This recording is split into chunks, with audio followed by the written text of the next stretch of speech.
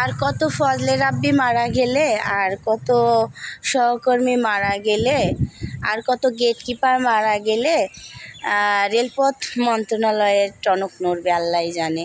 রেলপথ মন্ত্রণালয়ের কাছে একটাই অনুরোধ করব, সেটা হচ্ছে আমাদেরকে যে 2018 সন থেকে এই পর্যন্ত যে নিয়ে আসছেন, বারবার করে আশ্বস্ত করছেন যেন রাজস্ব খাতে নিবে এবং রাজস্ব খাতে দিবে, বাট এখন পর্যন্ত দিল না।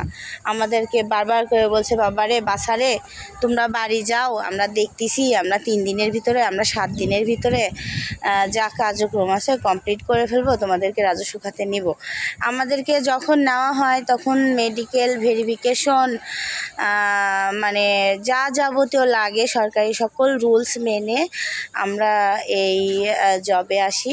তো এখানে আমাদেরকে রেভিনিউর আন্ডারে যেহেতু আমাদের স্যালারি হয়, সেহেতু আমাদেরকে রাজস্ব খাতে নিতে হবে বা নেওয়ার সম্ভাবনা আছে বলেই অনেকে আশায় বেঁচে আছেন। তারপরেও যখন দেখে যেন আমাদের আশা পূরণ হচ্ছে না বা আমরা খুব খারাপ অবস্থায় আছি বা আমাদেরকে বারবার রেলপথ মন্ত্রণালয় কথা দিয়েও কথা রাখছে না, তখন অনেকেই এমন ডিপ্রেশনে পড়ে যায়। আর ডিপ্রেশনে পড়ার পরেই দেখা যাচ্ছে স্ট্রোক করে বা বিভিন্ন মানসিক রোগে তারা আক্রান্ত হয়, অনেকে আছে। তো আমি বারবার করে বলবো, বিগত সরকার যারা ছিল বা নুরুল ইসলাম যিনি রেলপথ মন্ত্রণালয়ের মন্ত্রী মহোদয় ছিলেন সাবেক, উনি আমাদেরকে বারবার করে বলছেন যেন তোমাদেরকে রাজস্ব খাতে নিচ্ছি, এই সেই এমন অনেক তালবাহানা করছে। তালবাহানা করে করে করে করে মানে মূল কথা হচ্ছে আমাদেরকে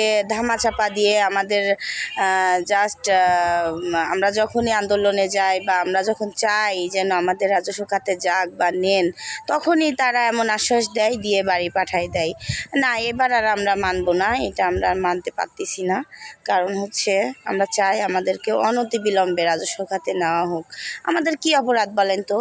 আমাদের তো কোনো অপরাধ নাই। আমরা রাষ্ট্রের কাছে একটাই চাওয়া আমাদের, সেটা হচ্ছে আমরা তো মেডিকেল, পুলিশ ভেরিফিকেশন যা যাবতীয় লাগে সরকারি সকল রুলস মেনে বাংলাদেশ রেলওয়েতে আসছি এবং আমরা 1505 জনই আমরা হচ্ছে ট্রেনিং প্রাপ্ত। সো আমরা যেহেতু এই কাজের জন্য পারফেক্ট, সো আমি চাইবো আমাদেরকে অনতিবিলম্বে দ্রুত রাজস্ব খাতে নেওয়া হোক।